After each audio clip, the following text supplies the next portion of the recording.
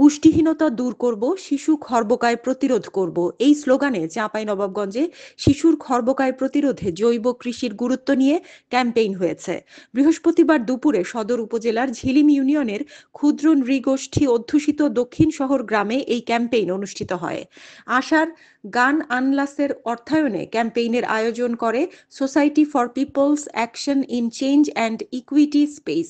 ক্যাম্পেইনে শিশুর খর্বকায় হওয়ার কারণ, খর্বকায় শিশুর ক্ষতিকর প্রভাব, শিশু ও মাতৃ স্বাস্থ্যের অপুষ্টি ও খর্বকায় প্রতিরোধে জৈব কৃষির গুরুত্ব নিয়ে আলোচনা করেন বক্তারা। এ সময় উপস্থিত ছিলেন পরিবেশ অধিদপ্তরের সহকারী পরিচালক Mohammad Abu Saeed, society for people's action in change and equity স্পেসের নির্বাহী পরিচালক Salauddin Bepari Titol, programme director doctor Mohammad Shafiqur Rahman, প্রকল্প ম্যানেজার মোহাম্মদ শাহজাহান আলী, ঝিলিম ইউনিয়ন পরিষদের সদস্য মোহাম্মদ নুরুল, গোবরতলা ইউনিয়ন পরিষদের সদস্য রাফেজ আলী সহ অন্যান্যরা। হানিন ইসলাম, সিএন বাংলা নিউজ ডেস্ক।